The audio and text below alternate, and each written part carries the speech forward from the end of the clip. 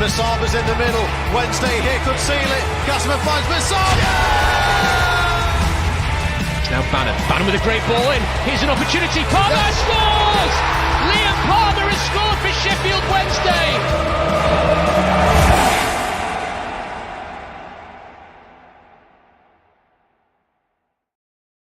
Hello and welcome to the Wednesday Till I Die podcast. I'm James Mappin. This is the debate show, the show where we give you the chance to come up and speak about Sheffield Wednesday. Not going to lie, the past 14 days have been incredibly tiring. Mentally, of course. I don't know about you, but I've invested so much time into the club, even more so in recent weeks. And I guess that's just shows you how much it means to us and every single Wednesday fan out there. Something a certain someone will never be able to relate with, I guess. We're going to be live for around about 90 minutes or so to around about 9:30, as we always are every single Wednesday evening. So do make sure you can join us for the full show if you can.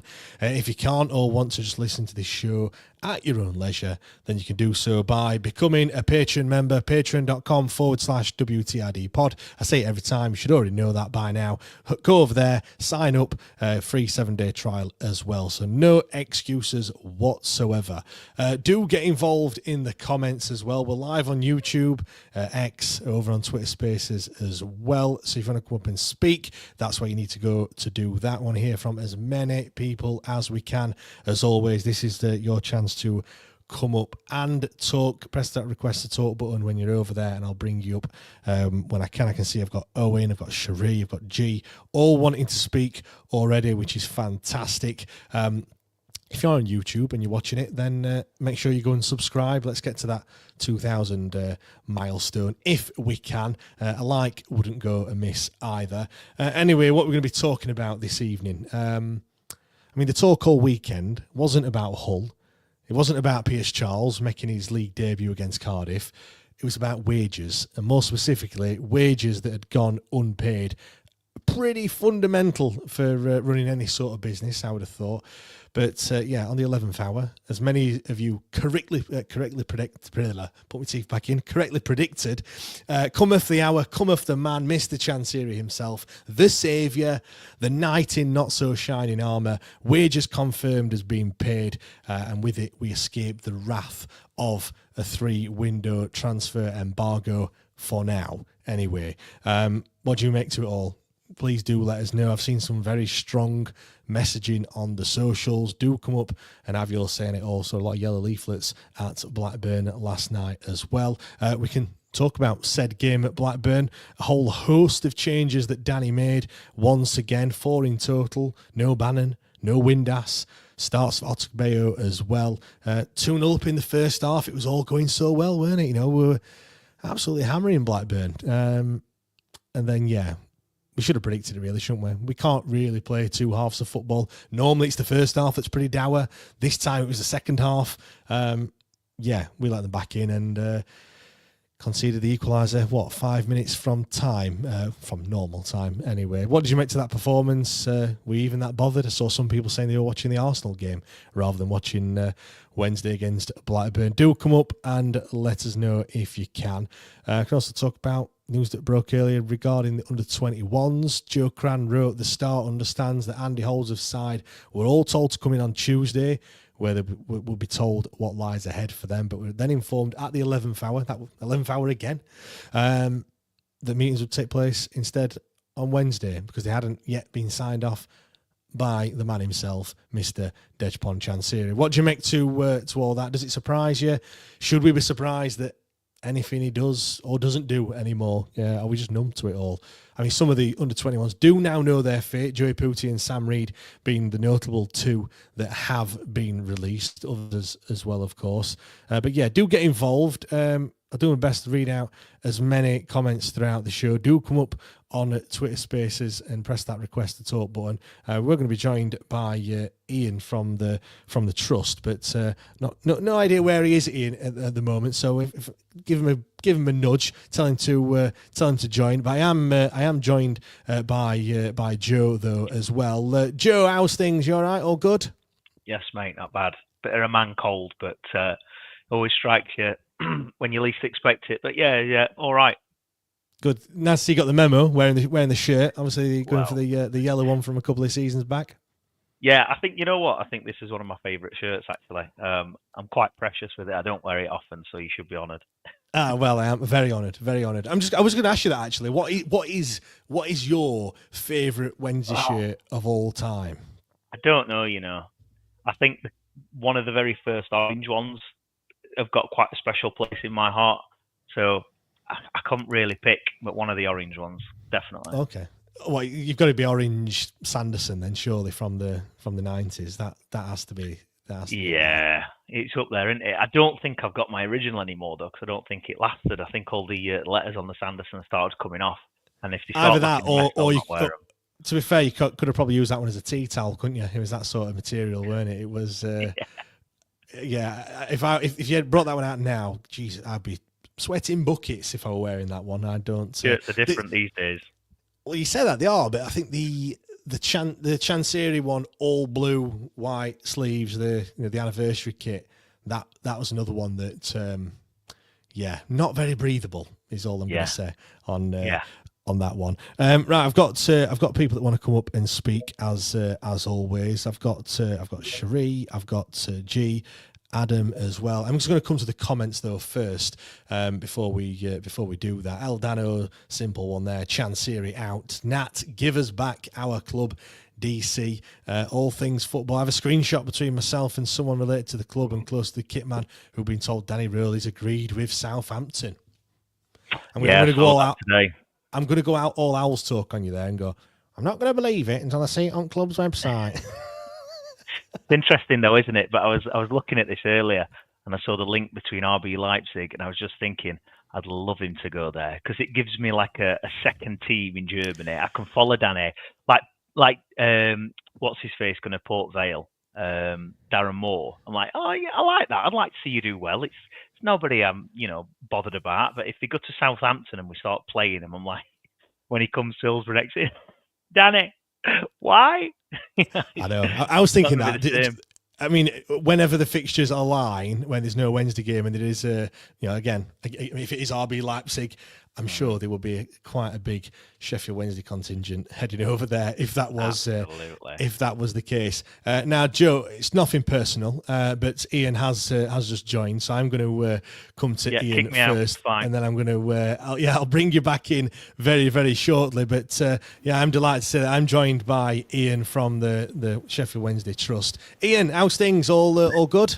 Well, now I've rescued me laptop and stop throwing it at the wall, I'm on. All right, mate. Yeah, good, thank you. All right. Technology and me don't mix, boys. All right. Look, I'm sure you'd have been well versed. It's been probably quite hectic with you and meetings and things like that over the past week or so. But we're here now. It's all good.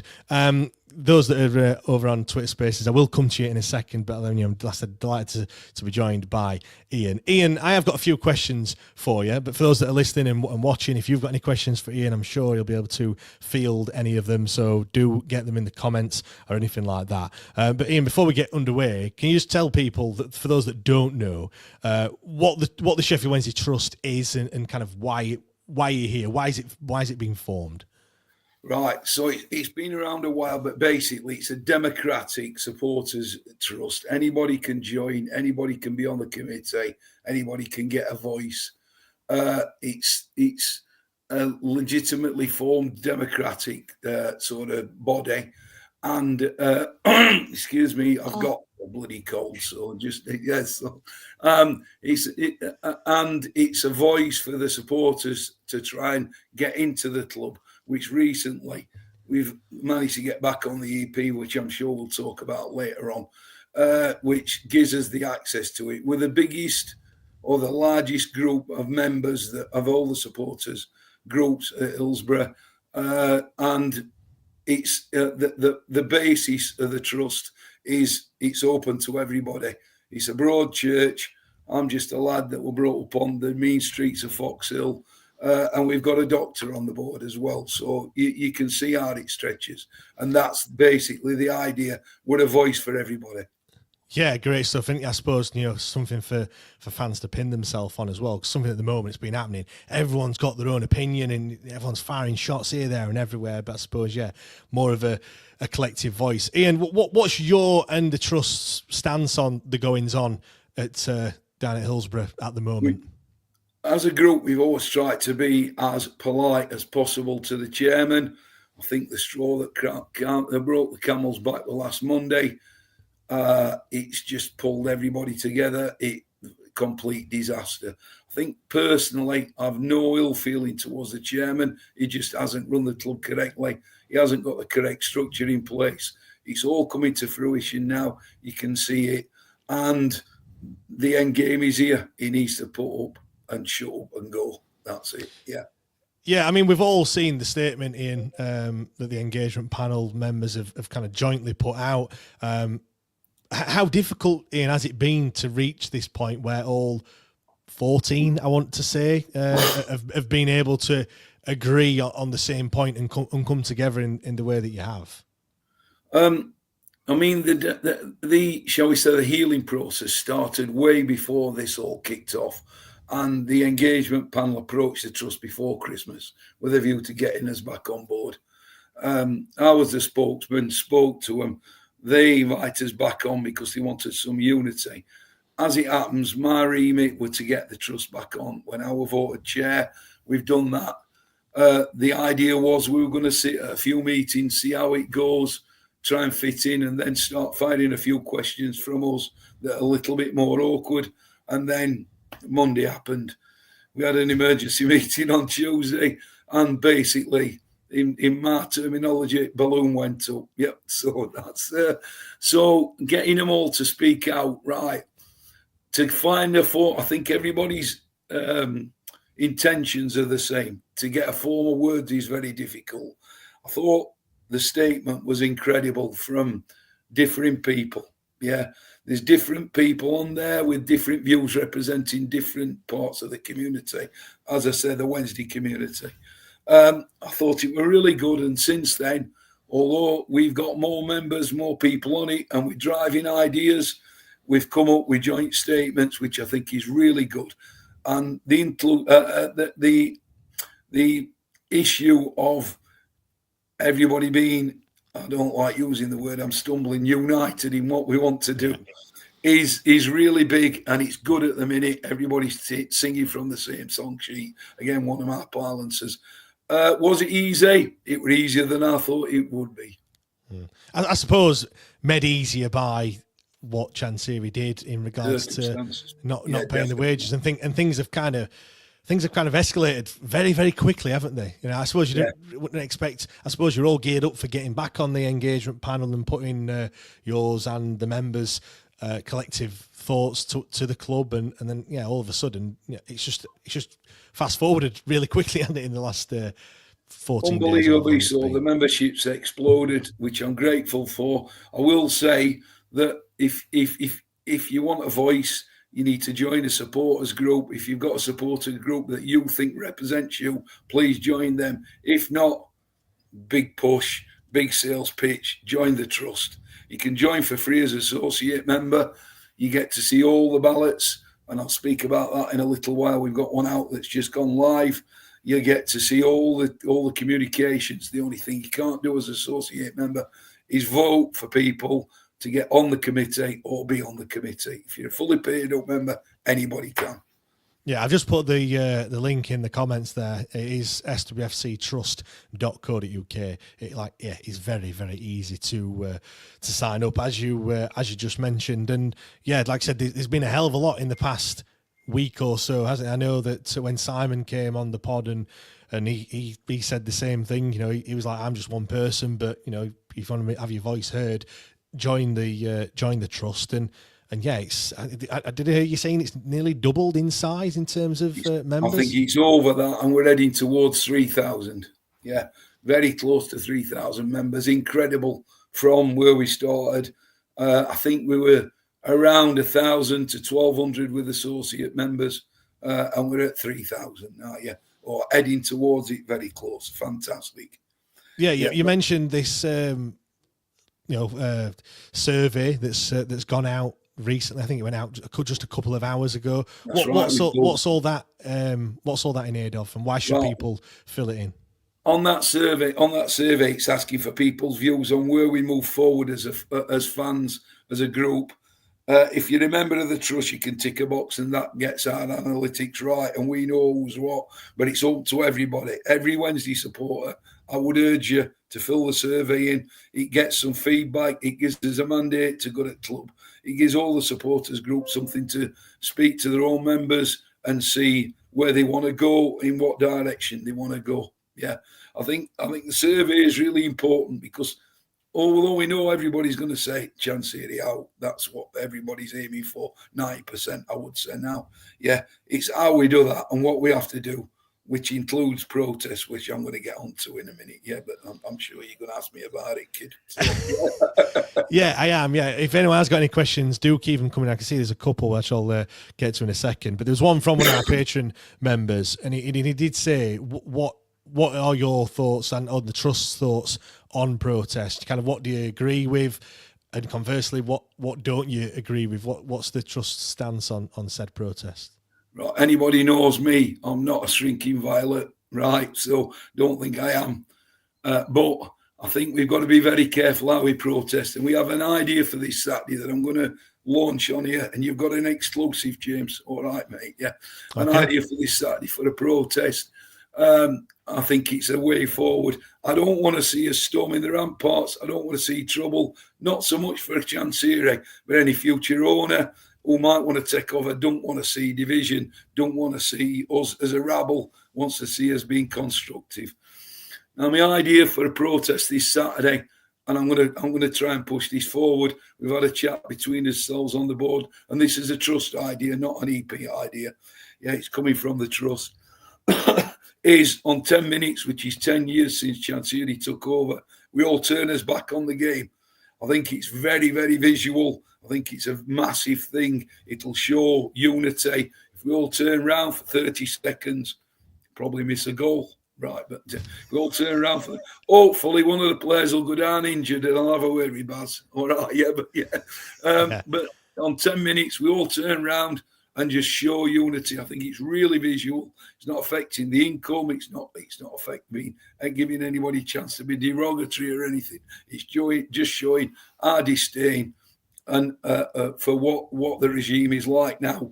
And obviously, it's a protest, and everybody's wanting protests. Yeah, I think it's just a way to go forward. Yeah, great stuff. Yeah, a call to everyone that's listening, watching, just post it on the socials, get it on Facebook, get it everywhere. That's what the Trust are potentially planning, and just get it out there and share it far and wide. Yeah, I'll definitely be involved in that one.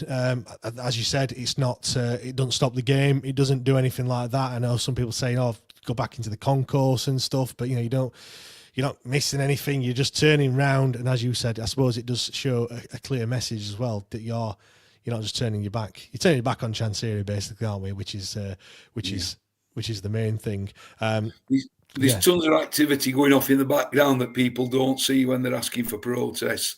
There's letters going to the EFL outlining what he's done over the last few years. There's contact with the FSA. We're full members of the FSA and we're talking to them on a regular basis. There's also a meeting planned with the EFL to actually have a face-to-face with them. So we are moving in the right direction. The Trust has been quiet for a few years because we've been trying to get on the EP. I think Mr. Chansiri wanting me back on the EP may have been a mistake. All right. Maybe. Matt said here, only one way to protest, don't go. What's your stance on people saying just don't go? That because I've seen a lot of people saying the only way is we've got to hurt his pocket and we just got to not turn up. Yeah. Well, we're hurting his pocket, but we're hurting the club as well. The club's got to survive through this. If we're not careful, there'll be no money there at all. If it's a season ticket holder, I don't suppose it makes a difference. But if you pay on the day or you're travelling on or taking anybody else, obviously that day, match day income's important for the club as a whole, not so much for Chansiri. I think you've got to forget about Chansiri now. We've got to make sure that we're still here next season in a strong position with a bit of luck with a new owner in place. It just adds, not going very difficult decision for anybody who's a Wednesday night. I'll go whoever's in charge. That's probably our problem. We're too loyal. Yeah, and I've said it many times. For me, not going, it's more than just the 90 minutes of football. For me, I see it as a release from my day job, my day to day. I get away from the normal life, if you notice, and then just be able to go to the match and enjoy it with friends and family and all whatever it is that you want to do. And a lot of people depend on football. I think it's very, very easy to say don't go, and I think maybe a smaller club might be easier to do that. But when you've got the amount of people that go to Hillsborough, there might be a couple of thousands that don't turn up, but then I think all you're doing is spiting yourself. There'll be so many that will go. I don't think it'll have that much of an impact. Let me see if there's any comments. Kelly says, "Does the Sheffield Wednesday Trust need any women on their board?" ? The answer is massively yes. Underrepresented. Yeah, if she wants to come forward, more than happy. We need a diverse voice as well as a diverse, what I call fan base. That's lads from Hillsborough Corner to corporate. We also need a diverse, inclusive board, and we haven't got it at the minute. It's a load of, I'm going to say middle-aged. Not everybody's middle-aged. It's a load of blokes sat together, and it'd be fantastic to have some women represented on the board. Great stuff. So yeah, do put your name forward. I'm sure if you go over to the website, there's all the contact details there, or on the socials and things like that. Lee said, "Great." Ian was going to suggest that for both 18 and 67th minute, but it seems like we're going for the 10th minute. All things football, I think it needs something stronger, but that's good too. Joe, great idea. We've got another one a bit further down. Fully behind the idea to turn our backs on 10 minutes and welcome any chance for fans to give feedback, but felt the survey could have had more questions on protest to gauge if stronger stance was wanted. There's some support there for that. I would like to mention that the survey was run by the FSA, and it's not just us putting it together. We've got some genuine backing for it. And it's been worded correctly, so there's no comebacks, if you like. Yeah. So for those that don't know, the FSA is the Football Supporters Association, which I know you've been in quite a lot of direct contact with, haven't you, Ian? Or the members of the board on the trust. Yeah, that's correct. Yeah. We have a guy who deals with him regularly, but we all speak to him. Yeah. Great stuff. They are Evans trying to facilitate the direct. Sorry, James. Sorry, I'm off. It's all right. Evans just said, "Is the trust leading the EP?" No, absolutely not. We're chucking ideas at the EP. We're not, and don't want to be seen to be either. We're a member of the EP. How can we be leading it? We've only been on it a week. Well, there is no leader, is there, as far as I'm concerned? Everyone has an equal say on all the matters, and I think, correct me if I'm wrong, each member on the engagement panel, i.e. the trust or whoever that representative may be, has opportunity to ask a couple of questions each. I think I want to right in saying, is that right? That's right. I think these 3 questions. To be honest, I've been on it such a short time. We've never had a meeting with the club. It'd just been emergency meetings. No, the trust isn't leading. Our stuff is being circulated in the EP for them to, whether any individual or as a group, all the fan groups want to go along with it, sign up to it, use it, that's up to them. Yep. Great stuff. Ian, massive thanks for joining. Do really appreciate it.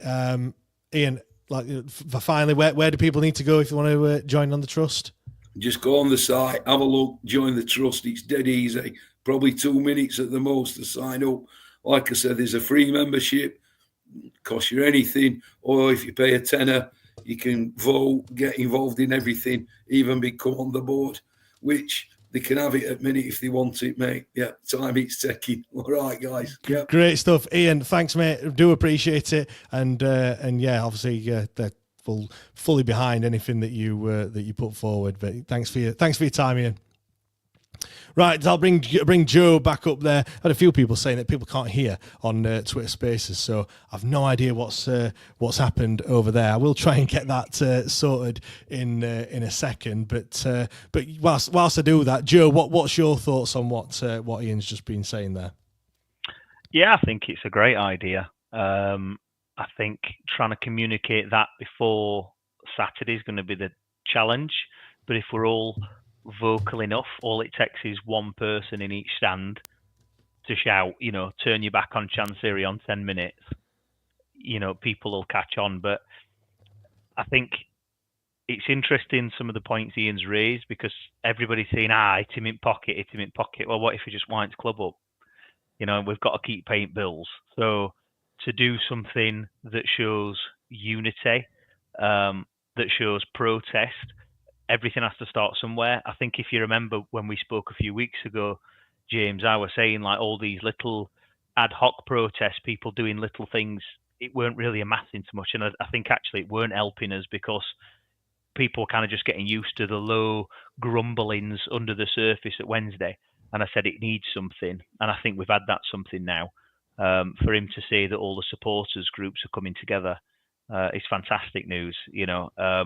We are a passionate fan base. Sometimes that can get in the way.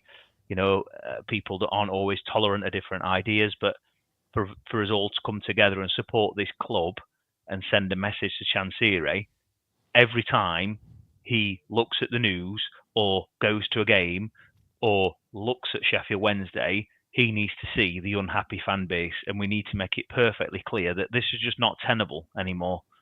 The recent messages someone else has found on LinkedIn, and he's learnt nothing. He's still having a go at the people. Oh, what are you doing for your club? What are you doing? And it's absolutely, everybody is sick to the back teeth of it, and we've got to do something about it. We cannot carry on.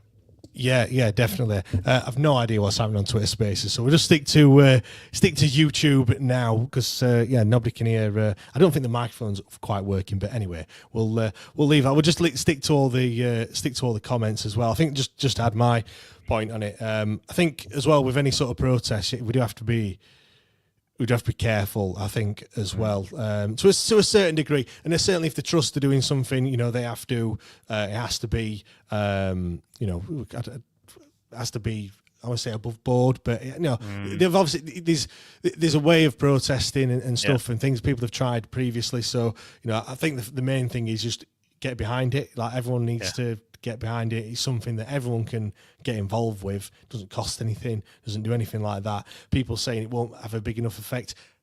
The camera, there's loads of people with cameras out there. Like, the cameras will pick it up on the live feed. I'm sure it'll be mentioned on the highlights package. The local media will be all over it. Everyone will be all over it, and it will send a very, very clear message. So my message to everyone is just get behind it. Just what have you got to lose?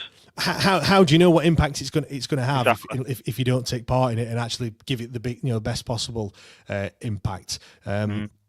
Definitely. Let's because all it takes is one local news, Sheffield Star or BBC Sheffield or whatever, to pick it up and run it, and next thing you know, you don't know where it could be. Yeah, definitely.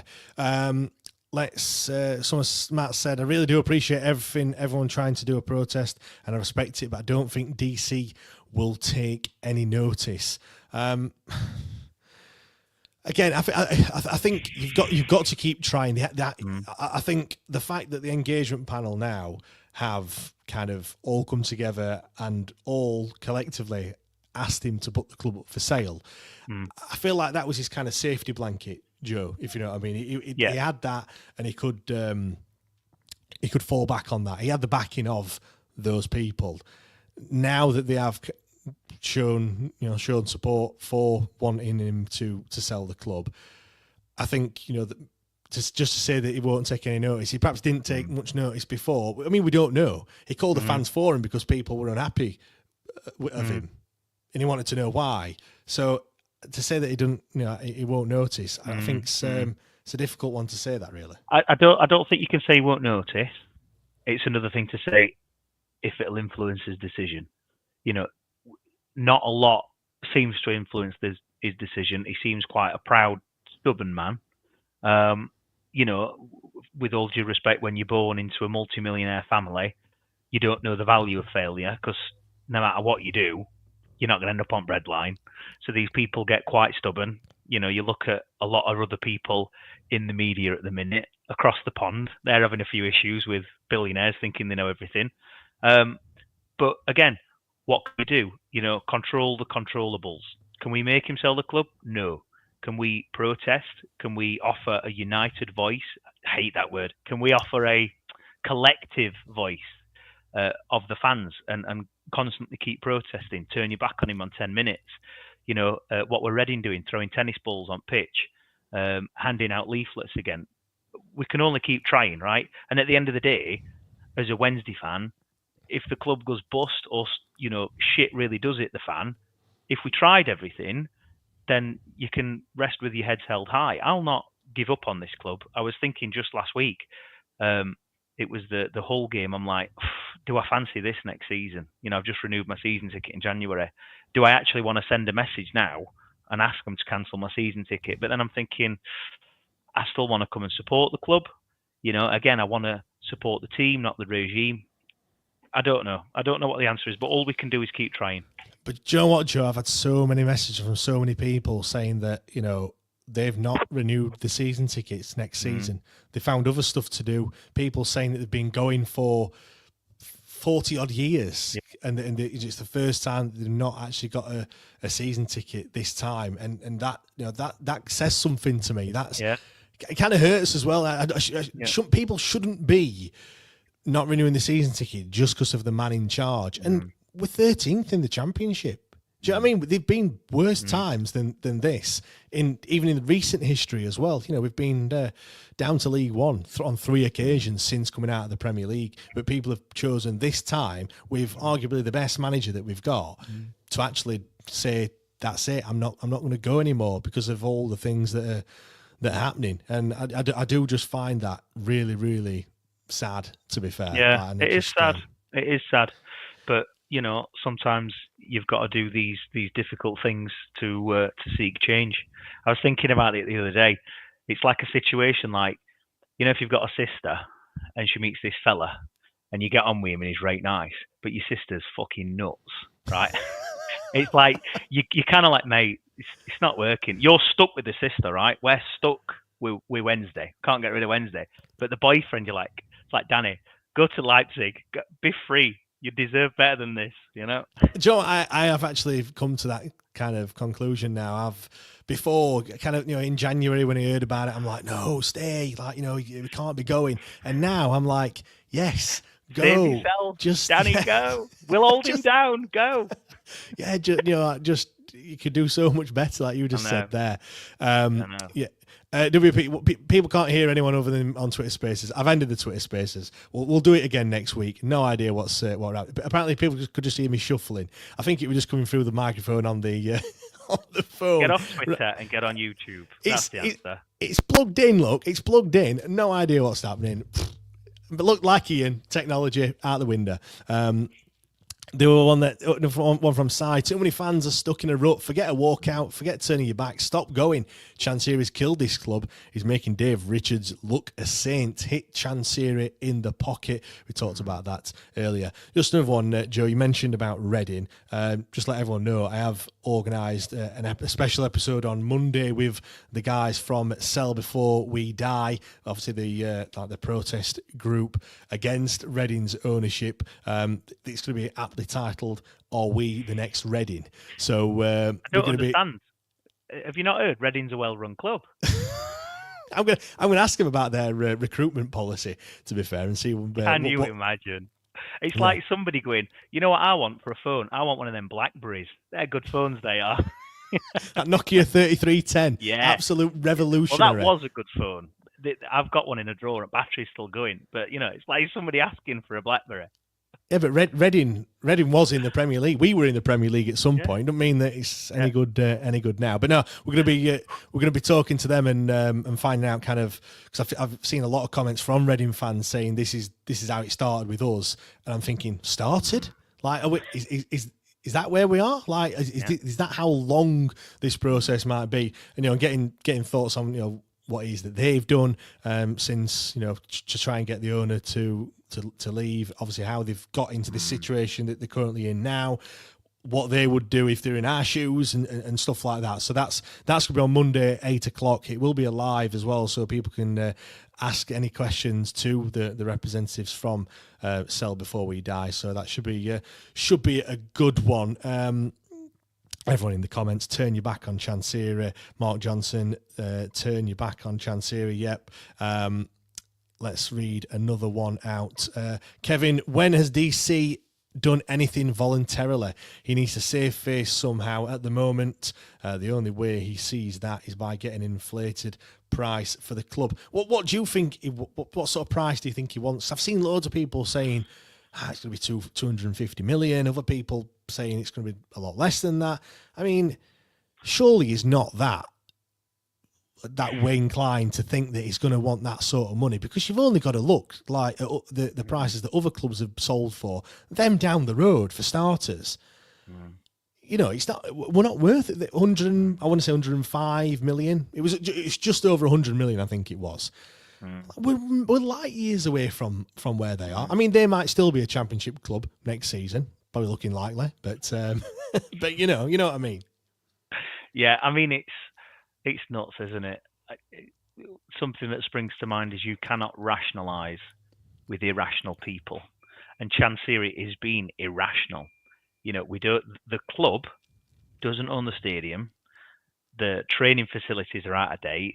I was listening to the podcast the other day, and it was saying they go through a porta cabin to get to the training facilities still. Yeah, they do. And then you look at what's his face other day on your show, and he's saying that the issues with the concrete on the north stand. James, glad I sit on the south. Just FYI, I were kicking it twice as hard when I were walking today. Like, does this feel all right? So thanks for putting that in my head. It's just everywhere you look at it. The one thing again that the fella said on the podcast Simon, who you're referring to. Simon, the lifeblood of the club is Sheffield Wednesday, and being the biggest team in Sheffield, we should be worth more. But at the moment, you're not going to get them fans turning out. You're not going to get 38,000 in Hillsborough anytime soon, because it's not up to scratch. So they keep reducing the attendance, the capacity, and you're not getting the attendance because people don't want to go. So what are we worth? Considerably less than that. The only way I see this going forward is if his hand is forced. If it gets to a point where he knows he can't afford stuff and he's kind of he's stuck, he's got to make something happen. And that's the only way I see this playing out. But he kind of, again, he found the money on Monday, didn't he? So, genuinely, did he not have the money? Part of me thinks, is it just he wants a bit of attention, he wants to show everybody who's boss? It's mind games, power grab, I don't know. But, it was the new tax year started on Monday as well. Now, my understanding is that the last accounts went up to, I want to say June or July. I don't know anything when it comes to tax accounts, all this sort of stuff, but I know that for most normal businesses, using that term loosely, the new tax year was on Monday, and it's convenient that the players were paid then. I mean, I don't know if that's anything to do with it or not, but for me, the thing that screams is he hasn't got any money. Now, the only hope for him is that the money that he was owed was about 150 million. and he got paid said 150 million, and he's now got quite a substantial bank account balance. My worry is it wasn't 150 million that he was owed, and it was a smaller figure than that, a considerably smaller figure, and we're just going to be back to square one again in less than a month's time. Do you know what I mean? And we're just going to be back here again, and I don't know. How many times has this happened now? Well, this is the second. Time we've not paid wages. This is the second time we haven't paid wages. The first time we didn't pay wages, it was for 4 consecutive months, I want to say, back in 2021. Now the EFL have brought in guidelines where we have to tell the EFL within 2 days, 2 working days, for any missed payment to the HMRC or to players' wages. Obviously, we didn't pay HMRC back in November of this season, and we haven't paid the wages for March, or we paid them late. So yeah, we've still got that 3-window embargo looming over us, but I don't know if he's got any sort of windfall of cash in the next how many days. I know we've got a home game on Saturday against Oxford, but which is going to be a bit of cash coming in for him, gate receipts and everything else. Although surely people would have already bought the tickets beforehand. Yeah. I don't know. Like ticket holders, yeah. But it's not going to be a load, so I just don't know what. I really don't. He's just kicked it down the road, hasn't he? He's kicked that can a little bit further down the road, and we're just going to be back in this situation sooner rather than later, which is it's a massive worry. Yeah, 100%. It feels. You mentioned the porter cabin. It's there. Look, that is the porter cabin here that they have to go through to get into the. It's not even a nice porter cabin either, is it? It looks grimy, man. I mean, to be fair, this is a bit old, this aerial video, because it's not inflated. No, it's inflated now, and I'm sure the pitch looks a little bit better than Blackpool Beach. You'd hope so. This must have been the pre-season, because I know he only sorted that out in pre-season. But the other thing is, well, you look at this training ground, it's literally two pitches and a bit of AstroTurf, which is it's not great. When you look at Bristol City, who I would have liked to have thought we were a bigger club than Bristol City. No disrespect to Bristol City, they're having a fantastic season, by the way. They're in the top 6, looking like they might get into the playoffs, doing pretty well. They've got they've actually, I think they came out, it was in January, they put a statement out, the club, to say we're not signing anyone. Like, we're not signing anyone. I don't know if we said we haven't got the money, but they haven't budgeted for it. This is what we're doing. This is the squad that we've got. We think the squad's good enough until the summer. So don't schedule your live transfer deadline day episodes, because nothing's going to happen. Get to bed on transfer deadline day night. Don't stay up till 11. Yeah, and obviously I'm sure there were some fans that showed displeasure to that and things, but they were being very open and transparent with what they were doing. And look where they are now. I mean, they're in the top 6. They've knuckled down, and that was all good. I'm going to read some more tweets. Ian said banned on X by Elon. Is that you, Ian, or me? I don't know which one you're referring to there. Ted, like me, been going since 1957 and not going again until he's gone. Mark, a bit more out. I honestly think, but I don't like saying it, but maybe the only way to get rid of Chansiri is to stop funding him, I'm afraid. Yeah, a lot of people saying that one. Dave, one thing that's never mentioned as a conservative estimate is that he keeps 3,000 plus at least off the gate. Some fans won't go anywhere near the place whilst he owns us.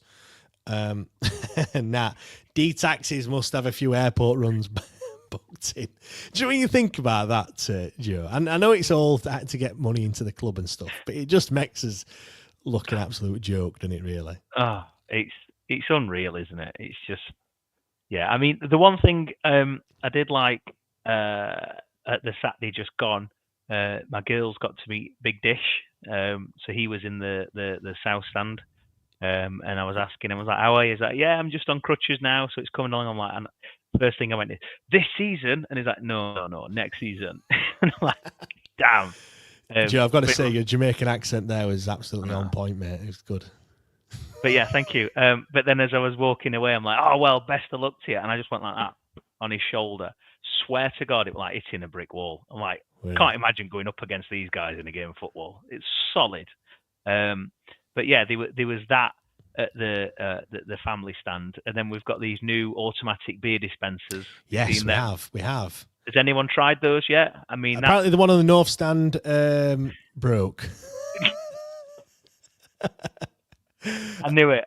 Have you seen how much it is for a pint of Guinness? £6.30, £6.40, one or the other. Though, if it's that or wait in a queue, I'm paying £6.30 every time. I don't want to wait. Do you know what? To be fair, I went to Leeds away, not this season, last season. They had them there in the kind of fan area, just outside, with the gates and what have you. And that's the first time I've kind of seen something like that. I'm sure other people have been, here, there, and everywhere. We'll have seen him at other places, but yeah, it just if it works, it works. Great. Like I don't know how we just can't get the just serve people a little bit quicker. The problem is you go up there, they serve one person, then they wait for the pint to be poured, and then they give it you, and then they serve the next person rather than. Anyway, I'm not going to teach people how to serve people behind a bar, but you kind of should though, because I feel like they can't do it any worse. If they're lovely people, but I say to them all the time, "Are you going to pre-pour some pints ready for half time?" He's like, he's also Jamaican. He's like, "Yeah, we're going to pre-pour some, man," and then they never do, So it's just either that or just have cans or bottles, or do you know what I mean? Just be quicker. Nobody's going to Hillsborough to have the bet. Nobody said, "Well, I've had a rate pint at Hillsborough." Like, you put a bit of red on that. I'm not paying for that. You know what I mean? I went to West Ham ground years ago. Monster trucks were there. Monster trucks, by the way. Now that is a day out. And they had all them cups with valve on them, and it's like pint, and they'd pass it, and someone would go. Pass it back before your card payment's even done. You've got a pint in your hand. I'm just thinking, how much money are you losing? It's not rocket science. But again, but do you know what? There's someone some kid who was sat next to me. Well, I've never met him before. Obviously, I don't know why he paid for a ticket for Saturday, but he did. He went down to get a drink, and I said, "You'd be lucky if you get one." To be fair, he came up with it next. We went on the whistle for half time, and he came up in the next 5 minutes. I think the thing is as well. That many people know it's shit. Nobody goes anymore. Do you know what I mean? Nobody goes down to get. I don't go down at half time because I know I'm just going to be stood there for ages. But it might actually be better. But because I don't go, I'm just going to keep saying it's crap. Do you know what I mean? Like I think so many people don't go. You probably actually can get a beer. Apart from this Saturday when everyone now rushes to get one. Everybody rushes. But it's just so funny, isn't it? I mean, like I've said on other one. There's that foosball football table thing. And a number of times I've gone and there were bird shit on it. And I'm like... We've heard that story before, Joe. We've heard that one. Owen says... Owen says, if he's struggling for cash to pay the next bill and the 3-window embargo looms, surely he'd be looking to sell now so he can get maximum price he'd get for us. Owen, you thought so? Like, yeah, you're right. I mean, also, he says that he spends £2 million a month on the running of the club. We lost £9 million over the year when the last accounts came out. Yeah, you're right, Owen. You'd think that he'd just cut his losses and just leave and go, but he clearly doesn't. This is one for you then, Joe, because I've kind of battered this question a few times. What is DC's end game? He's throwing good money after bad to keep the club going, but seemingly can't afford to pay for us to get into the Premier League, but also won't sell, so why hang on? Why is he hanging on, Joe? I think it's his son. I think it's at Chansiri. I know Matt was saying on your other podcast at the weekend that like this lad has known Wednesday from a young age and he's grown up a Wednesday fan, and he could love the club. We don't know. So maybe he's waiting for his lad to take over. Not really a reason to keep hold of a football club and play with the lives of 50,000 people in Sheffield, is it? But that's the only thing. People do silly things for the kids. I mean, I won't buy my son a club, looking to get an Happy Meal. But... Yeah, but do you know what? I think I used this analogy before, to be fair, but what he bought him when he was 10 was the equivalent. It was like an Aston Martin. That's what he bought him. It weren't quite the Lamborghini Gallardo. It weren't the top dollar, but it was decent. It was an Aston Martin. He's now got that same Aston Martin that's now 10 years older, flat tyres, broken windscreen. Do you know what I mean? It's full of bird shit, to use your... Covered in bird shit.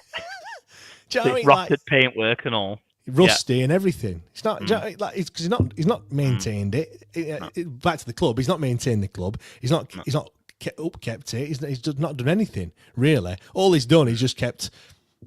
I don't know. He's kept paying for tax and getting it MOT'd or whatever. That's all he's been doing, and just keeping it bumbling along. But I want to bring this comment up because this is messing with my mind, Joe. Have you done this? Have you commented on YouTube? And I'm also got it in a separate window so I can read comments, and I'm already logged in. I was going to write James is crap, but I'll leave that. James, you've got spinach in your teeth.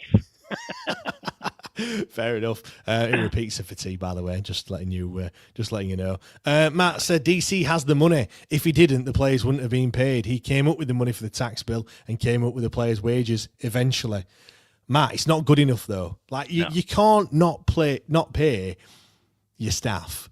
He hasn't got the money. Like because if he has got the money, that is even worse. For him to not pay his players when he legitimately had the money in hand to pay them, for what? What is it? What is he trying to achieve by doing that? Is it a power play like people have been saying? Like, look, this is what I can do if this is what could happen to the club if I don't pay. I think that's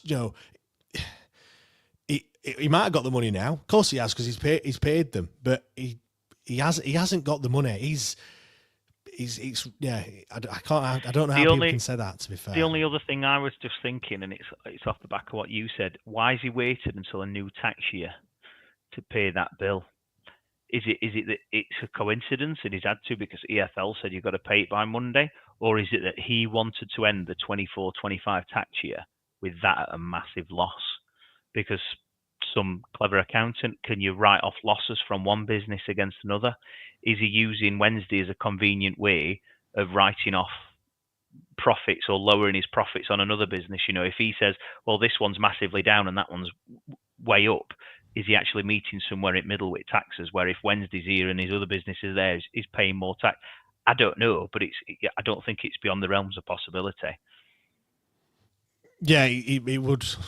I would say it would make sense. I don't think any of it makes sense at all. No. Really, like it's just mad.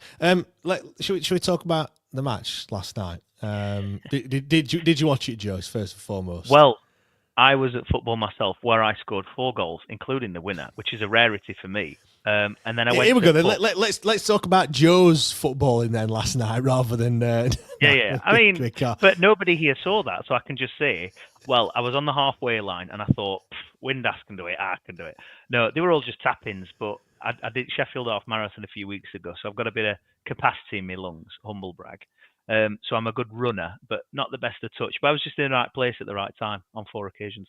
But no, so we went to the local boozer afterwards, and they've got the big TV and 2 side TVs.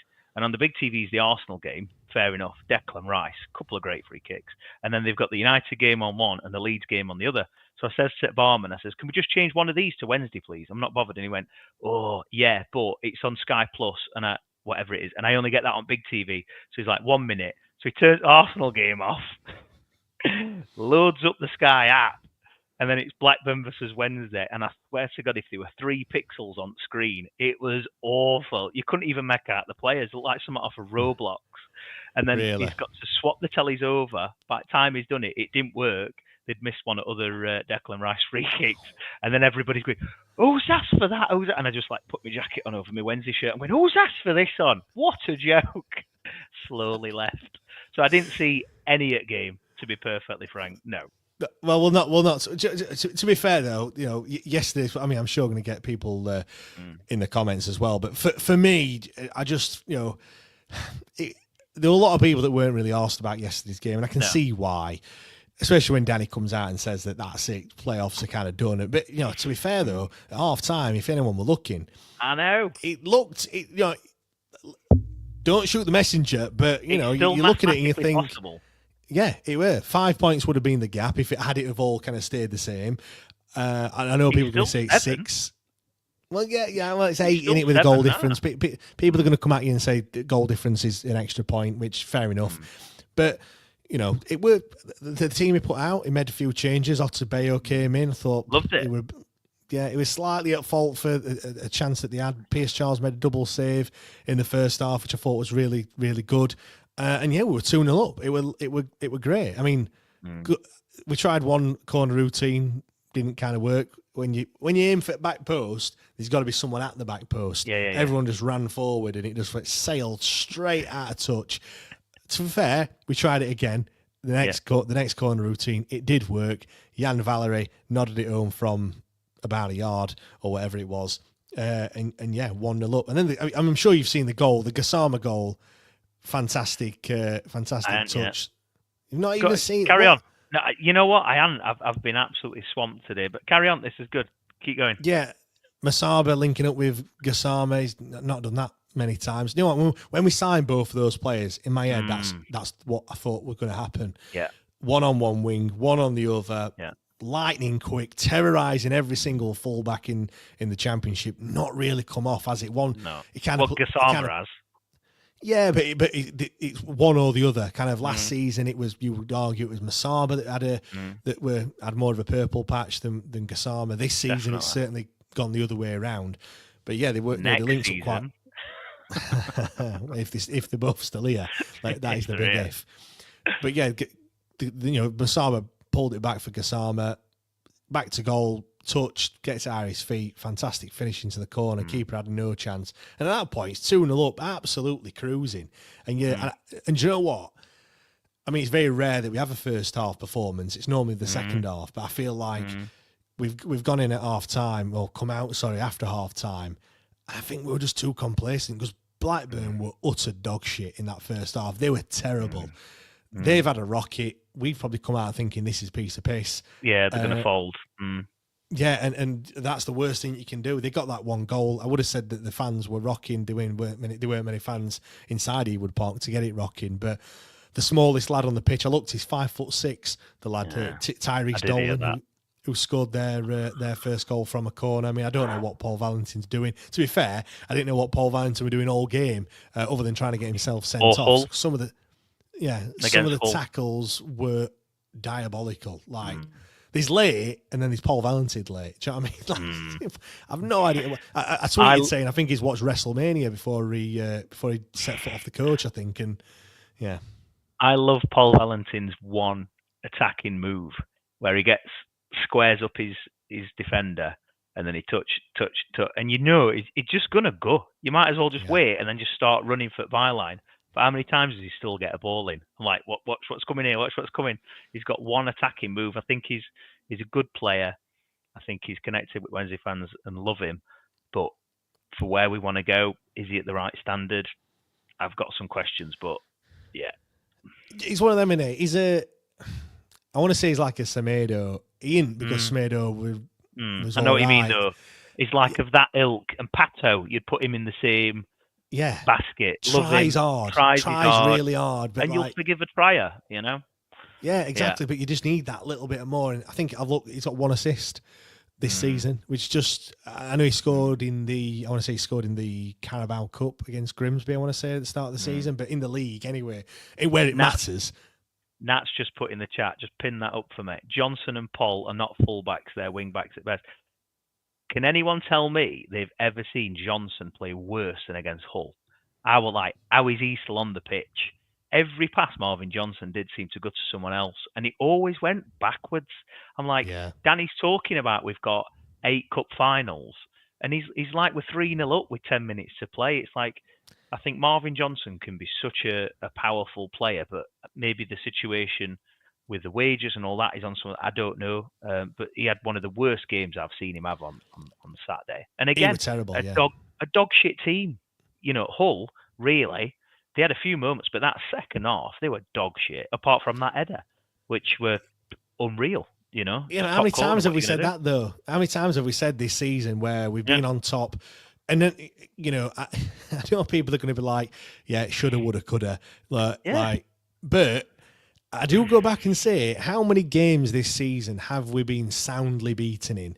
And even, again, I've mentioned it many a time, even the 4-0 against Burnley, we weren't soundly beaten. The scoreline says so, and in the second half, they did turn it on, but we should have been 2-0 up in the first half, let's be right. We missed 2 glaring opportunities. Yeah. And there's been so many games like that, even the one at Leeds, away from home at Ellen Road, it finished, 3-0? Yeah. Again, we were in that game up until right at the end and had chances to take the lead as well, or to peg it back to 1 each. There's been so many other than Leeds, Millwall, and Sunderland at the start of the season. Those 3 games aside, in another world, I know that Chef Cam were talking about all these different worlds and stuff. So in world number 2, in Chef Cam was saying multiverse. Yeah, well, that's the one. We could have, we could have easily bridged that gap.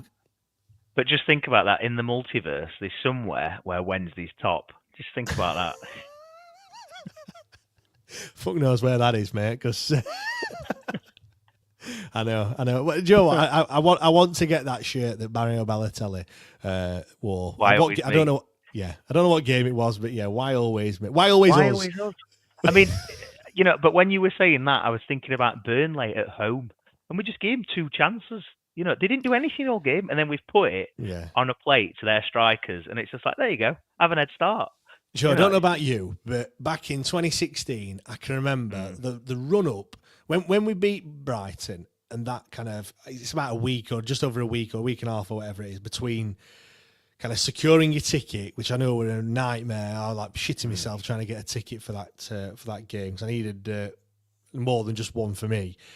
Managed to get the tickets. I'm like, right, we're going to London, I'm going to Wembley, we're playing Hull. And I could just remember all day, all week run up to it, all day, I'm just imagining like, Man United, Man City, Liverpool. I hold all these things in my mind. Like I'm thinking, it's only Hull. It's literally only Hull. They've not even beaten us this season. And we barely touched the ball, did we? I know, just remember watching game thinking... But I was more annoyed in the fact that I'd planned everything out. I'd planned all the away days I was going to do. I was going to go all these Premier League clubs. And then, it was more to that point of like, why always us? Why always us? Why is it us? I remember that day so vividly. My dad asked me to get him a ticket for his mate. So me, my dad and his mate, I can't remember his name, went to London. And he were a grown man. And he went to gym a lot, right? 6'2" is quite big. And he were drinking a lot. And I'm like, please don't start out because I'm not a scrapper. My dad's only little. And I'm like, please don't start out. And he's on train and he's giving it some to Hull fans and all this. And then when we lost, he just starts crying. He's like a grown bodybuilder man just weeping in the stadium, like ugly crying, like, I was like, what is happening here? And then on way back on tube and all that, he starts throwing abuse at all Hull fans, like, but really going for them, like swearing. I'm just thinking, I just want to get out of this stadium. I want to get out of this city, this country. Just get me out of here. It was the most traumatic day. I had a good laugh leading up to it, but honestly, back end of that day leaving Wembley were a mess. Yeah, J-Bo has just said that year was my first Wembley game. Me too. That's the first time I've been to Wembley as well. Obviously, 2005 was back in it's the Cardiff, was it Millennium Stadium? Forgot the name of the stadium there. Unless you were around in 1993, that was obviously the last time that we were at Wembley. I mean, I suppose you could have gone to Wembley for another game, England or otherwise, but not doing that. But yeah, it was my first one as well. Matt said, thanks again for the podcast tonight. It must take a lot of your time away from your family. Always cheer me up after Al's rubbish displays. This has really given me some me time outside work and family life. Yeah, cheers for your comments, Matt. Do appreciate it. I'm sure there's other people like that as well. And if we can do that for you, then yeah, that's obviously a great thing. Yeah, it does take a lot of my time. None of mine. I just jump on when you say I can join. I'm like, all right, I'll do it today. Not fancying it this week, James. I'm all right. Nah. No, kids are in bed. Missus is out. So I'm here every week. Every week at 8 o'clock anyway. Week. So every week. Let's all things football said my heart was racing that day. Was all I was with all the lads on the train drinking on the way down, taking turns sitting down in toilets because train was rammed. We were on Captain Morgan rum. Can you? What was your day like back then? Can you remember it? So have you tried to forget about it? Which day? 2016. 2016 at Wembley. 2016. It was. My dad said you're driving, and then I'm not sure I should say this because I don't want to incriminate someone, but let's just say the drinking started while we were still on the motorway on the way down. I'm like, not sure I'm comfortable with it. It's like, hey. And I remember, who were it? Reverend and the Makers, John McClure came on radio. He were getting it somewhere, and he's like, oh, this club, it's going somewhere, and he's getting us up and all this, in his soft northern tones. And then we just found a boozer. And then I bumped into my best mate, Gary, who I'd not seen for 10 years. So we went to school all together, went to college together, and best mates. And then we had a falling out, didn't speak to each other for 10 years. And I bumped into him. And it turns out he was a solicitor for a tobacco company or something. I was like, I made a good choice there, didn't I? But Gary, if you're listening, no personal. Yeah, and then one of the other good things as well is we saw a kid that looked just like my dad's friend's younger brother. So my dad's friend was mixed race with big curly hair, like permed. And then we saw another kid, exact same, but just like 20 years off him. And I'm like, but the kid saw him and he just went, Dad! And I just like the crack and the banter. And I've still got a photo of it. Just like made my dad a little album. And it's like, my dad's getting on a bit now. He's still here, bless him. But those days are what you remember. And then, yeah, I mean, just when we lost. Yeah, I mean, I've told this story a few times. I'll say it again. I can just remember going down, and it was like the whole of Sheffield were descending on London. Best, aren't they? Yeah, you just want to be around people, don't you? You just want to drink it in. It was just on the M1 driving down. Every other car had a flag, or there were people wearing Bannon masks, or they were just flags, scarves, everything. Every coach you went past were a Wednesday coach. Beeping going down M1, just beep beep beep, honestly, it was fantastic. Obviously the weather was amazing. You know what, I was just going to say, don't forget, this is our club. Those days are still in front of us, just when Chansiri's gone. And what dictators die, all these other blokes in the world that are messing stuff up, they're going to drop dead one day. He's not going to live forever. So we will get our club back, and we will get that back again. Joe, just sorry to point out, but when you go up top, you don't go to Wembley. So when the new owners come in, that is it. We all go Champione. Now, yeah. When I think is it the Green? I want to say the Green Man, a pub that we had at Wembley. Yeah. That, Wednesday fans were at. We never get Box Park and that nice bit. They were always not back at bloody stadium. Even when it was Barnsley, I'm like, why have they got that? Yeah, well, Box Park weren't there, were it, in 2016? I don't think. But anyway, Green Man. Though. Yeah, and we were making a beeline for there, and it all over the socials saying it's absolutely rammed. They're not letting anyone in, and we're like, what are we going to do now? So I remember we just found this kind of grassy triangle, and then there were a Tesco, and you went to Tesco, and it was like, you can only get, they were only letting like, I don't know, you can only have so much booze or whatever, but they only let one person in, and queue were massive. Anyway, this Hull fan of all people, Hull fan come past and said, there's an off license just down there that's just opened. They must have just been to grab and go, whatever you call it, or cash and carry, that's it. There you go. Because they could not put Come on in, lads, fill your boots. Poor lad couldn't put beers in the fridge quick enough. As he were putting one in, there you go. you were just taking it, like, didn't matter what it were, you're just taking it straight back out. And then, we were stood on this grassy triangle, and we were there for, up until an hour before kickoff. We must have been there for 2 or 3 hours. And it's weird as well, because you stood there, and then some coppers were trying to move people on, but that never worked. And it was like, you were chatting, and every time you looked up, the amount of people that were there just kind of doubled every time. Within like the space of 20 minutes, it went from being hardly anyone to rammed. Flares were going off, everyone chanting. It was just absolutely amazing. And to think that we're just kind of just in the street. Obviously now when you go down to London, you can't drink on the street anywhere, can you? They've literally killed all that off, which obviously thanks to the Euros, which put a kibosh on all that. But no, I think back, and like the result just put a dampener on what was an absolute amazing day. It'd have been great for the club to get a bit more money, a bit more stability. You never know. Fundamentally, people don't change. I still think Chansiri has still cocked it up. Could have been worse. We could have then tumbled down the leagues even further. We could have ended up in League Two. You don't know, do you? But the way that Hull just muscled us out the game, we just looked like boys that day. And you just think, what would the Championship have done?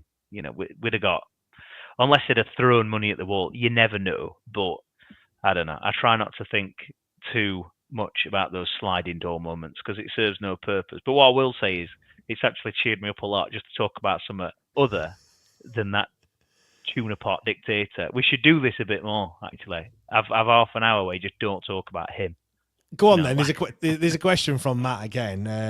Who's your top 3 goalkeepers, including lone keepers? I'll put that out to everyone as well. Get in the comments who your top three goalkeepers have been in Sheffield Wednesday's time. I mean, I'm going to throw one out there. Kevin Pressman has to be in the top three. I don't know why. I don't know where in the top three, but he has to be there because me growing up, I'm 35, as I've mentioned. I know about when he's in the 90s and stuff. Obviously, my first proper memory of going is kind of when we got relegated. But when I was growing up, Kevin Pressman, as a kid, I just thought that Kevin Pressman just was going to be the goalkeeper forever. Forever. Do you know what I mean? He was the constant that was always there. I know we had Chris Woods before, but I can't really remember Chris Woods, but he was literally just Kevin Pressman. It was just a constant. He was always there, weren't he? Yeah, he was. It's just there's certain players, if you look back, that are just like Mr. Wednesday, and it's probably people like Hursty, Pressman. Who else have you got? Des Walker. So if you've got a goalie in that, he's an icon of the club, isn't he? So 100%. Ability or not, 100%. Yeah, he's in the top three. Yeah. Go on, is there another one you're going to throw into the hat? The name escapes me. What was the Irishman we had? Kieran Westwood. Westwood was good. On his day, he just had such confidence, didn't he? When he were on it, he just walked around like Conor McGregor with that swagger, and you're like, nobody's beating him today. And then Joel's just put in the chat as well. Grant, he was a top goalie as well. At first, I thought he got Kieran Westwood's name wrong. I thought. Can you imagine Grant Westwood? He'd be playing for like he'd be in Real Madrid net, weren't he? Grant Westwood is that Kieran Westwood's son? Is it? Hey, I tell you what, academy he don't play for. Fucking has. Yeah, definitely. If he did.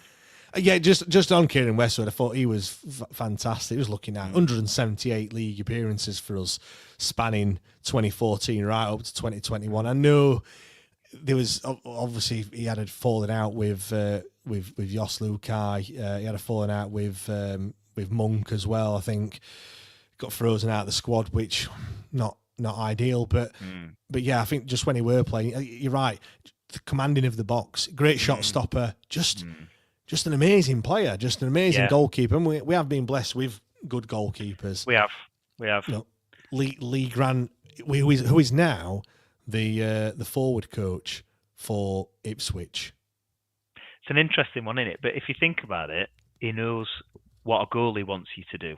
So second guessing them all. The goalie in this position. The goalie is going to go this way. So you do this. Yeah. But I was looking yesterday. I was reading up on Aston Villa's goalie Martinez, and we had him for a while, didn't we? Yeah, we did. Just the shit houser. Have you seen him? We're turning up. What was it? Unai Emery's like, no, he's a mature keeper now. He's grown out of all that stuff. Like when he turned up with French peacock hat on and all this sort of stuff, and his little Mbappe doll when he were on his celebrations. Yeah, I love a bit of shit housery, me. Well, I mean, obviously he was on loan to us. He was also on loan at Rotherham as well. I mean, Arsenal, Oxford, Wednesday, Rotherham, Wolves, Getafe, Reading, and then Villa are now in the Champions League playing PSG as we speak, which... unreal. Argentinian goalkeeper won the World Cup. It's crazy. Can't make it up, can you?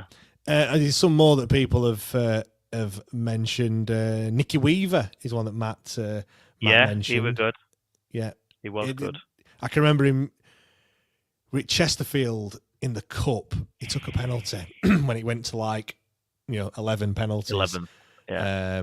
I remember him taking that one. Gavin said, "Am I right when I think Woods played up front once and scored because we were a striker short?" Someone else might have to answer that one for you, Gavin, because that's before my time. Liam said, "Rogue shout here, Ian Turner, 06-07 season, never lost when we had him. 8 wins and 3 draws." Yes.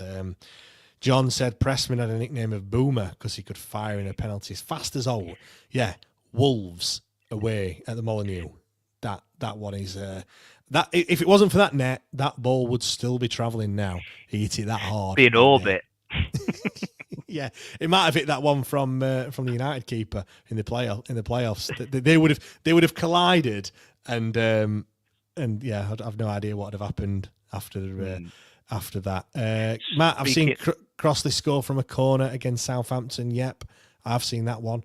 That always pops up. And Gareth Bale were playing that day as well, just for like kind of mad shit that you see. Yeah, go on. Were you going to say another one? I was just going to say I did read something else as well. Have you seen that people are already turning on Wilder because you mentioned United? Like, get him gone, football's crap and all this. And again, it was at my football, the real football in Worksop last night. No fans there though, not allowed. When we realised I got the notifications that Leeds are winning, United's losing, and Wednesday were winning. I'm just singing. Never felt more like singing the blues. Yeah, and everyone, we'll turn it around. Note this. Wilder's got it. Get in. That's one thing we can all delight in.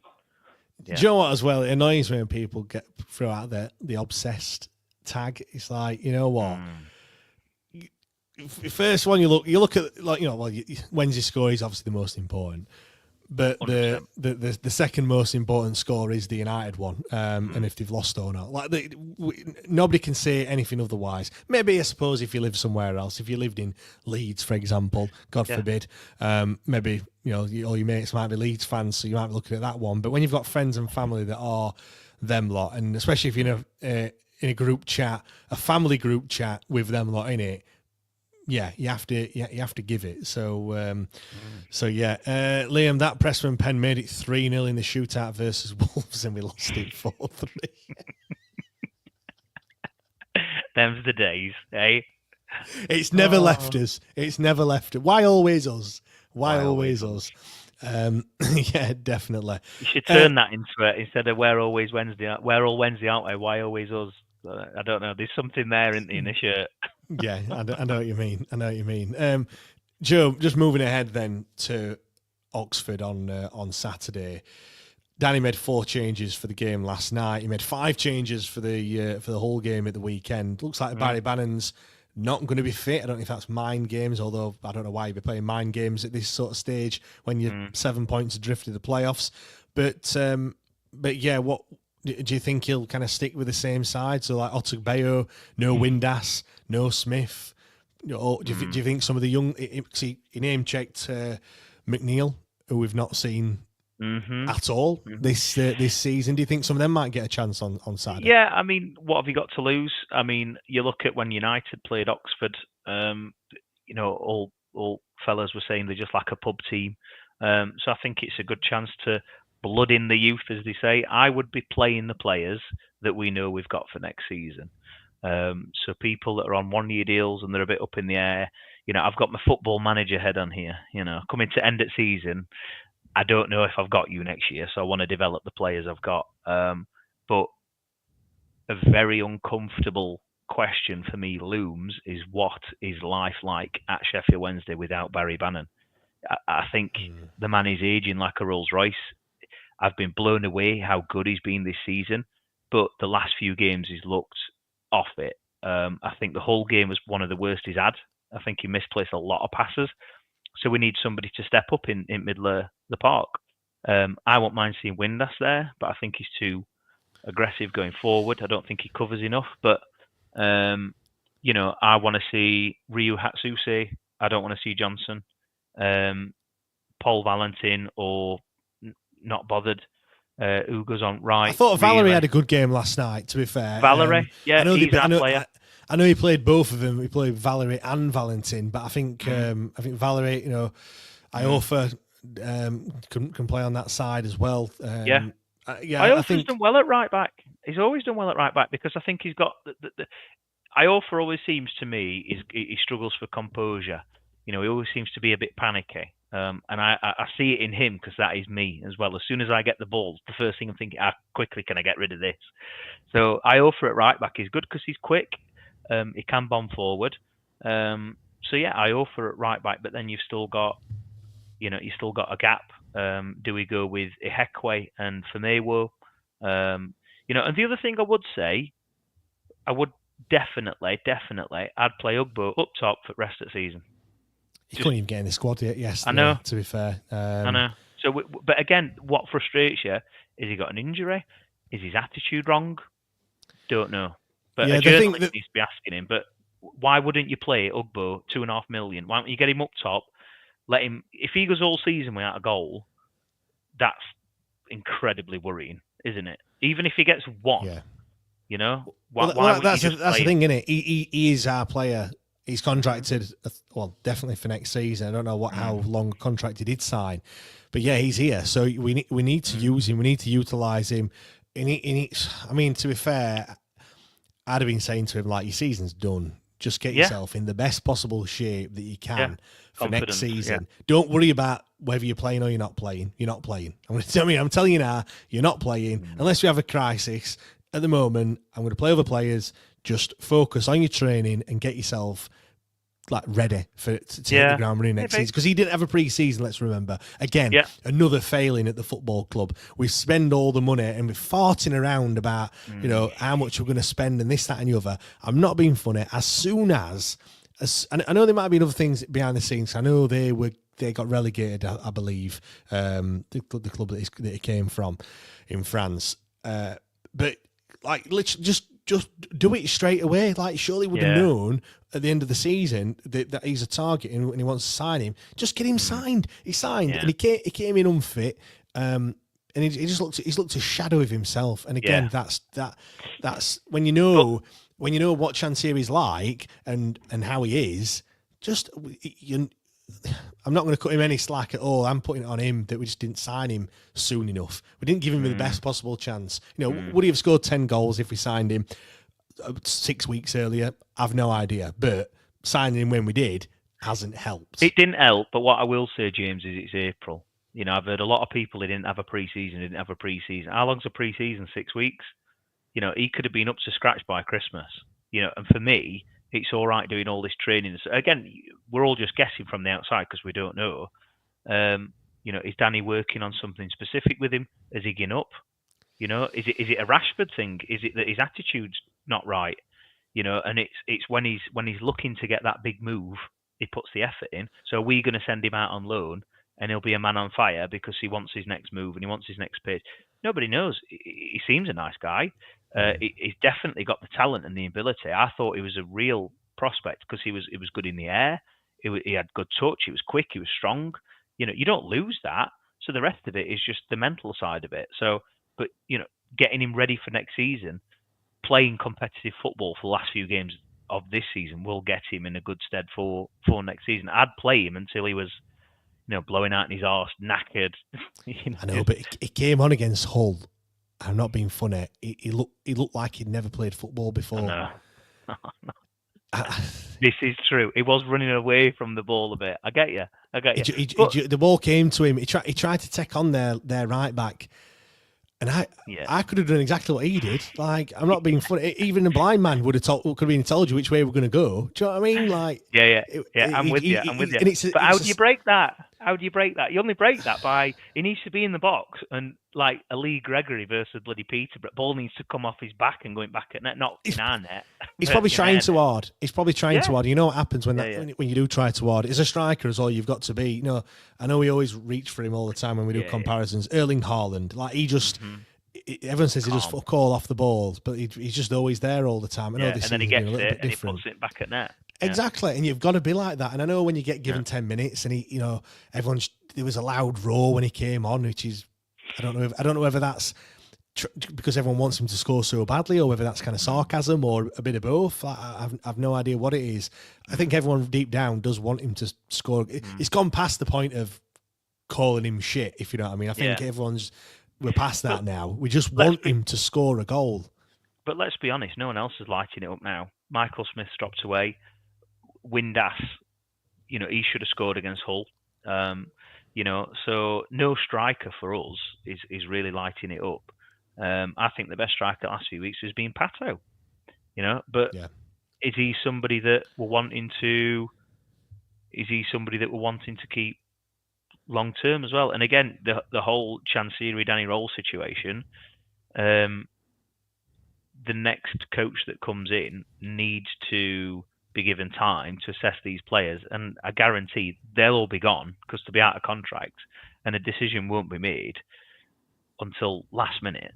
Can guarantee it. So as it always has been in the last 10 years, when it comes to, we're always the last team to announce kind of which players are staying, which aren't. I mean, the whole Massimo Luongo situation where supposedly he found out on Instagram that they'd not been. No, he said that we'd retracted his contract or something like that, and he's now been released because he'd been offered a contract. By all accounts, it was just a shit contract, but yeah, he was like, released him, or whatever it was, which was mad. I can see it now. It'll be a few weeks, and Chansiri will be like, Southampton's made an offer for Danny Roll. I'm shocked. I'm so surprised he's gone. He's met his clause, and Danny's gone in a day. Who saw this coming? It's like everyone. You know what? I must admit, you could have put two and two together at the weekend and thought, when he said that on the radio. No, I just mean Southampton manager's gone. Oh, right, really? Yeah. Oh, and the wages have been paid as well. Oh, what a coincidence that is. Did you hear as well Danny's press statement on radio when he's like, "I will never forget these players." Why are you saying that? Again, coming back to it's like your sister's boyfriend. It's the last Christmas. Like, we'll always stay in touch, won't we? Just go. I want you. It weren't that. It was him walking around by himself, just kind of looking down, just kind of kicking the dandelions that were growing on the pitch. Actually, just on that, by the way, I know I said dandelions growing on the pitch. The pitch actually looked fantastic. Like it did. It looked a lot better. It's like you said. It's like they had the sprinklers on. Can you imagine? A bloke turns up and he's like, just turns. When's the last time they turned this on? Has this been on? Well, wait until they get that bill for that water bill. They'll not be on for much longer. Do you know what I mean? We've tipped off at month. Bill will be coming out, in a couple of weeks' time. They'll not be on for Oxford game. I can't wait until we have these winter games next season. We'll be turning all pitch lights off at half time, won't we? Save money. Everybody get your torches out. We're turning them off 10 minutes. Save a bit of money. That'd be a great April Fool's joke, wouldn't it? For all night games, because the money that we're short on, we're not having floodlights on, so we can ask every fan to put your torches on. That'd be very good, wouldn't it? And also, everybody bring a handful of grass seed and just walk down, just cob it across pitch for us, Yeah, if you can donate your grass seed. Your grass seed. And your empty bottles of water. We'll leave you with caps this time. Put your cap back on when you're done at end. Put them in bin, and we'll collect water. Oh my God, Joe, you have to laugh. I know I've said this so many times. You cry. You cry. Exactly. Right, we're going to wrap things up in a minute, but all Patreon members, would have known this already. But I got a message last week from someone on Twitter or X. I'm not going to lie. Initially, when I got it, I thought it was a bit of a wind-up at first. It just said, "When am I on the podcast, mate?" And then a laughing emoji by the one and only Mr. Vincent Sasso. So, obviously, for those that don't remember, Vincent Sasso, obviously in the Carlos days, he had him from Braga on loan. Then we signed him as well. He didn't play loads of games, but I can just remember what a good-looking guy he was. He was. If you wanted to look like anyone, then model yourself on him. He's at Dunkirk now in France. I thought that was kind of a Scottish team at first, but it's not. It is a French side. Scored against PSG. Yeah, it is. Yeah. Scored against PSG last week as well, which is a bit of a flex. So I will be arranging a Dunkirk's in France. That's the best line of the show. No, it's in Scotland, Dunkirk in Scotland. Yeah, that's it. Yeah, I'm gonna be arranging an interview with Vincent Sasso as well. So that should be interesting. Maybe he could. Do you know what? Sometimes as well, the players that haven't played a great deal at the club are more often than not the best ones because they don't really have any kind of allegiance with the club. They'll say it like it is. Yeah, they're the ones that tell you absolutely everything and just really reveal all the all the stuff that perhaps other people haven't said. You know what I mean? I imagine, as much as I love Barry Bannon and he's fantastic, I imagine him having him on a podcast interview. There's probably a lot of things that go on that he probably can't say because he doesn't want to kind of tarnish the club. Yeah, do you know what I mean? Liam Palmer a bit same. He wouldn't say shit. Yeah, exactly. Great people to have on, and I'm sure they have got some stories to tell. But some of the people that I've spoken to that haven't played that many games, fucking hell, they just tell you everything. Like they just bear all. So hopefully, fingers crossed. Winger that were on that other podcast, and they were talking about Tony Pulis, and it were doing rounds. Ben, what's his face? It were doing rounds when we got Pulis. Ben Marshall. And he said, "Oh, he's training." It were like they get ball, lump it up at the end, they go, "Have it." And it was like that for hours. I can remember Ben Marshall. He was talking about because it was Gary Megson at the time, weren't it? And he was just saying, he lived in Sheffield City Centre, and he'd just go out on a night out because he lived in town. He'd just go out on a night out and then come back and have training the next day. And he's like, "Oh fuck, it's 10 o'clock." I just woke up and he's like half cut still, and he was like, because Gary Megson loved him, he just got away with everything. Yeah, he got in it. Yeah, just did fuck all the time it were there, which is great. Right, I'm going to wrap things up there. Apologies, everyone, that Twitter Spaces wasn't working. Hopefully, I'm going to get it working for next time. But no idea what we're happening then. But is what it is. We're going to be obviously back on Sunday for the normal usual podcast. Obviously, reviewing the game, the Will Volks derby. On Saturday. Glad to see him back. Yeah. Just before that as well, I'm sure you've seen the video of him giving the United fans some of course. Yeah. I hope he gets a cheer when they say his name. Will they say his name? They'll say his name, won't they?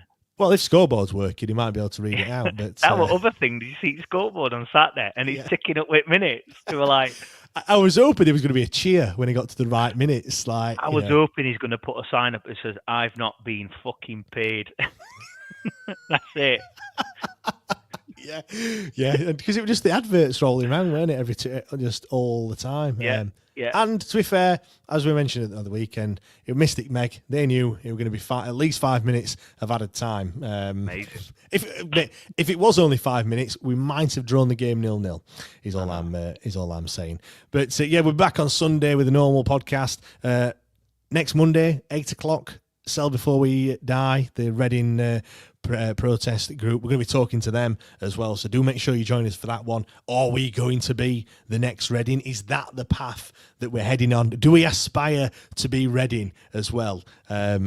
If you're Chansiri, then maybe you do. So do join us for that one as well. But thank you very much, everyone. Thanks for joining. Thanks for getting in the comments as well. If you haven't subscribed already, do press that button. Do really appreciate it. And we'll see you all next time. Cheers.